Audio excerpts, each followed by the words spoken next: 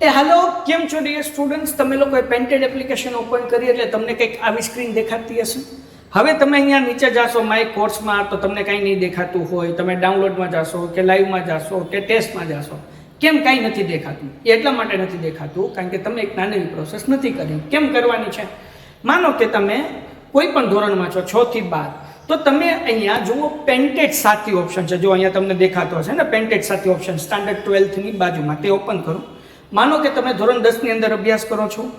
10મા વાળા 10મું ક્લિક કરે, 11મા વાળા 11, 12 વાળા 12, 6, 7, 8 વાળા એનું ધોરણ ક્લિક કરે. પછી અહીંયા એક્સપ્લોરમાં જવાનું છે.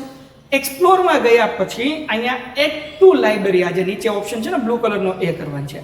હવે એડ ટુ લાઇબ્રેરી કરી લીધું એટલે તમને લોકોને અહીંયા કોર્સમાં જાશો તો ફ્રી કોર્સમાં જાશો. જો ફ્રી કોર્સ દેખાઈ ગયો. ઓકે, હવે એની અંદર બધા સ્વાધ્યાયના વિડીયો અને સોલ્યુશન્સ મૂકેલું છે. તમે બધા વિષય અહીંયા માનો કે 10મા ધોરણમાં ગયા, બરાબર, એક્સપ્લોર કર્યું તો તમારે ગણિત જોવું તો આખું ગણિતના વિડીયો તમને અહીંયા ચેપ્ટર હજી 2 મૂક્યા છે, બાકી મુકાઈ જશે, જોઈ શકો છો. વિજ્ઞાન આખું મુકાઈ ગયું તમે અહીંયા જોઈ શકો છો. એની પીડીએફ પણ તમને અહીંયા મળી જાય.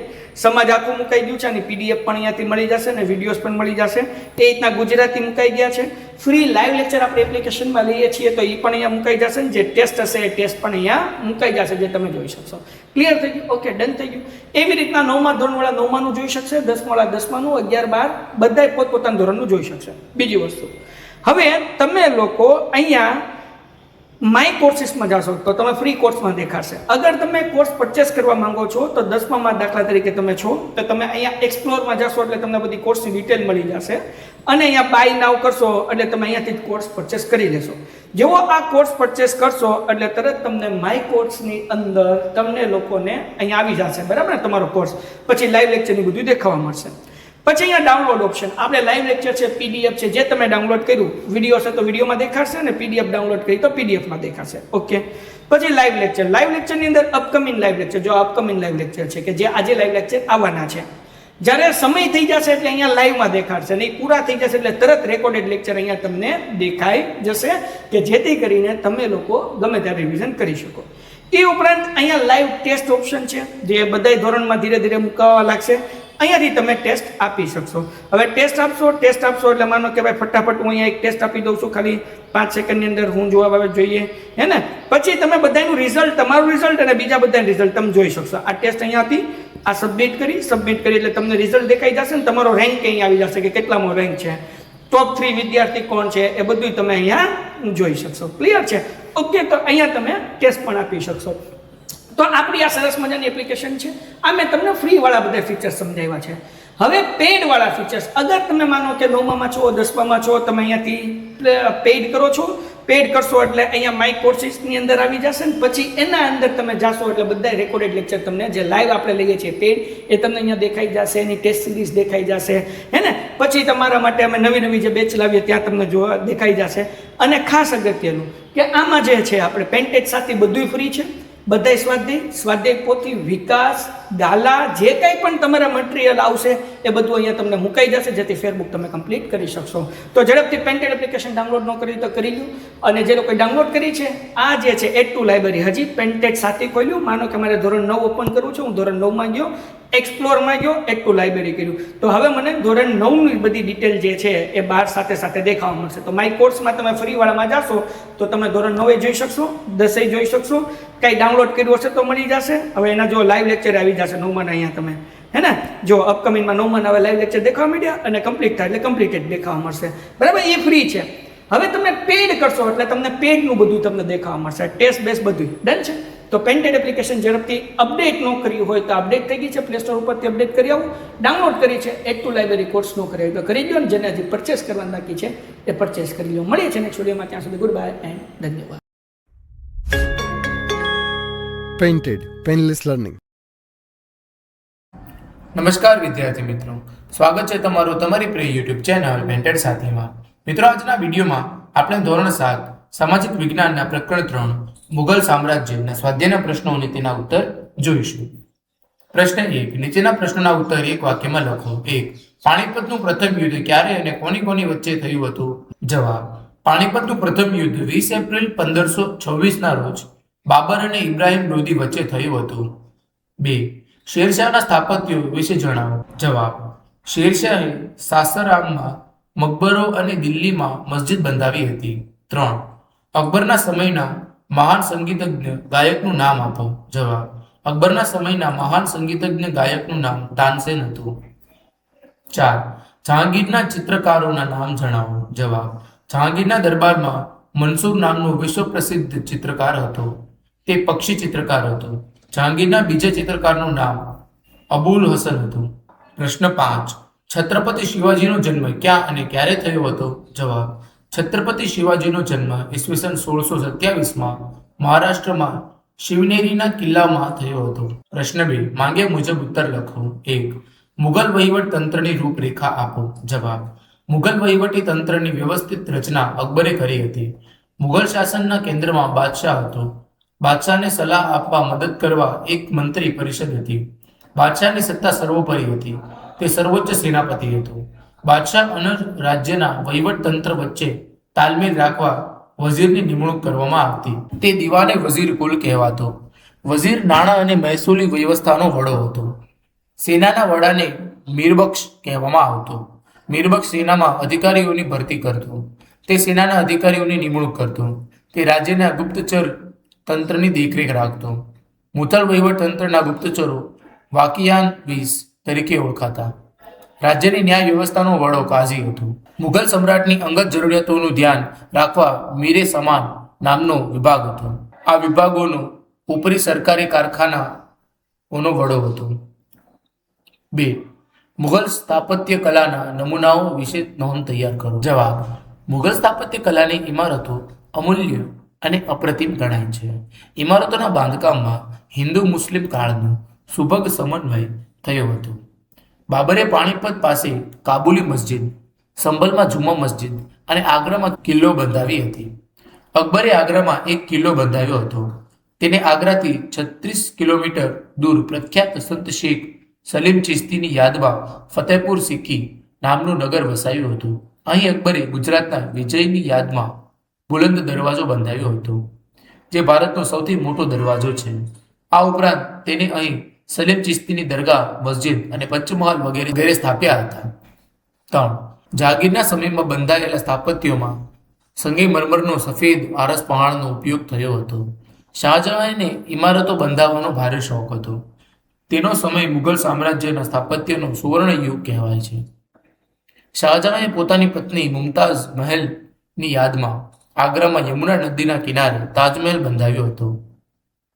તે દુનિયાની એક અજાયબી ગણાય છે. શાહજહાંએ આગ્રામાં મોટી મસ્જિદ બંધાવી છે, જે અદ્ભુત ઇમારત ગણાય છે. તેને દિલ્હીમાં પ્રસિદ્ધ લાલ કિલ્લો બંધાવ્યો હતો. 5. ઔરંગઝેબ પોતાની પત્નીની યાદમાં ઔરંગાબાદમાં તાજમહેલ જેવો જ કલાત્મક રાબિયા ઉદ દૌરાનનો મકબરો બંધાવ્યો હતો. 3. છત્રપતિ શિવાજીના વિજયો વિશે નોંધ લખો. જવાબ: છત્રપતિ શિવાજીએ નાની જાગીરમાંથી વોશલ મરાઠા સામ્રાજ્યનો વિસ્તાર કરવા 40થી પણ વધારે કિલ્લા જીત્યા હતા.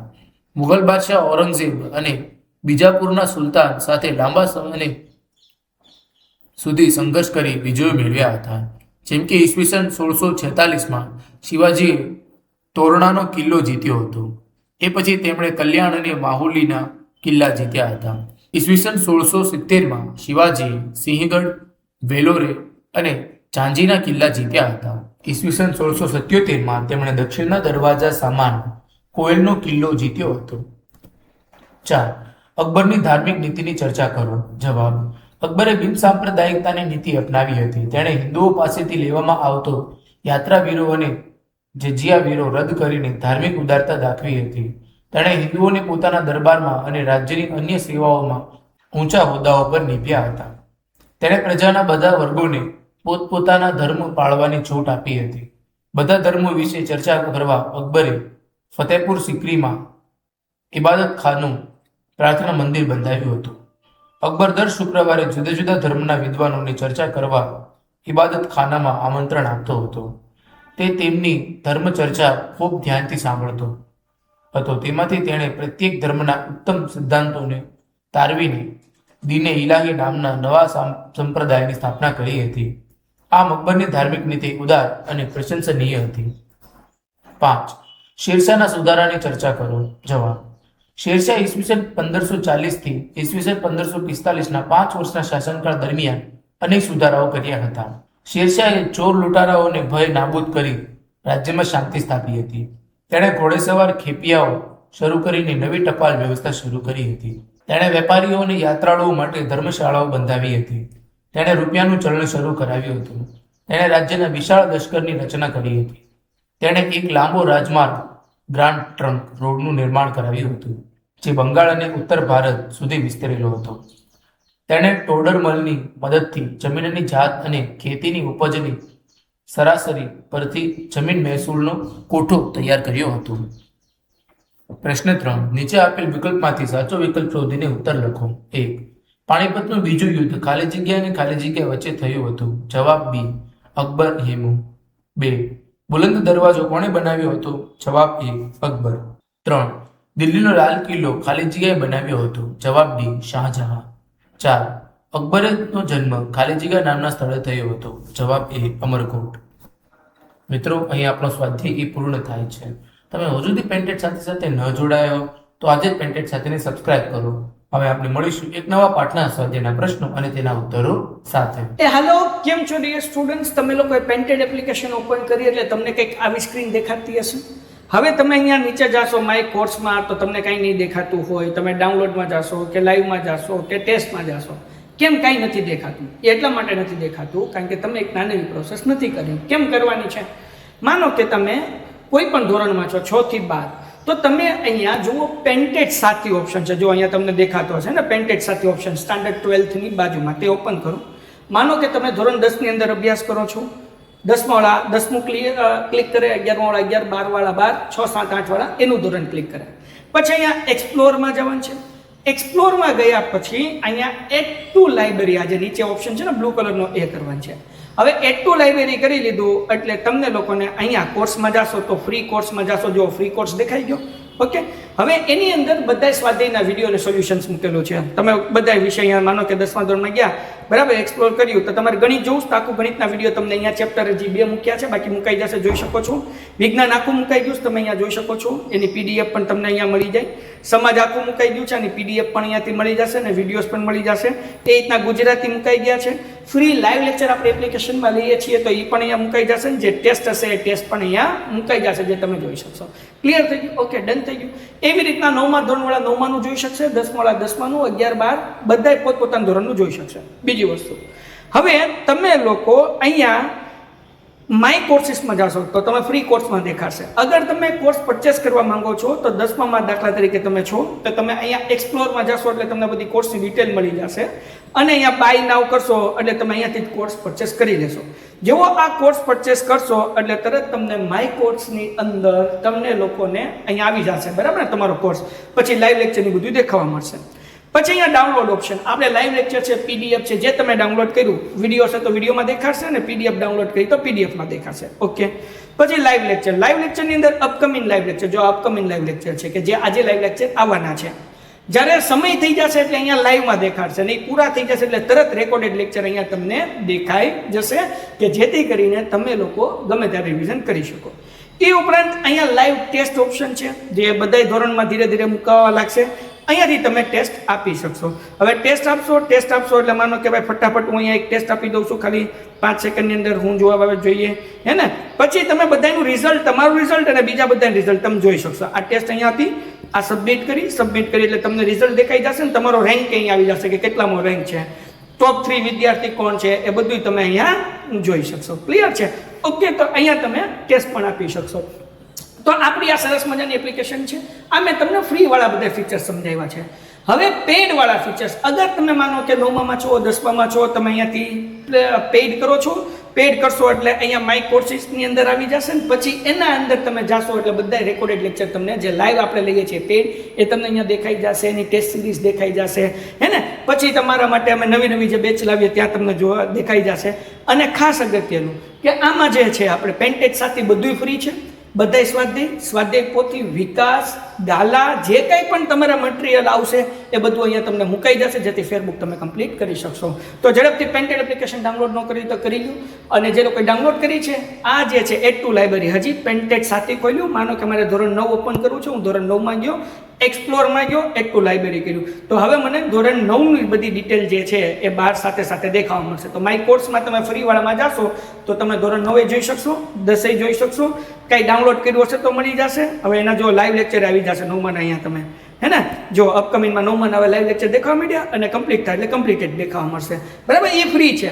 હવે તમે પેડ કરશો એટલે તમને પેડનું બધું તમને દેખાવા મળશે, ટેસ્ટ બેસ બધું ડન છે. તો પેન્ટેડ એપ્લિકેશન ઝડપથી અપડેટ ન કર્યું હોય તો અપડેટ થઈ ગઈ છે, પ્લે સ્ટોર ઉપરથી અપડેટ કરી આવું. ડાઉનલોડ કરી છે, એડ ટુ લાઇબ્રેરી કોર્સ ન કરી તો કરી દો, અને જેને હજી પરચેસ કરવાનું બાકી છે એ પરચેસ કરી લો. મળીએ છીએ નેક્સ્ટ વિડીયોમાં, ત્યાં સુધી ગુડ બાય એન્ડ ધન્યવાદ. Painted, Painless Learning.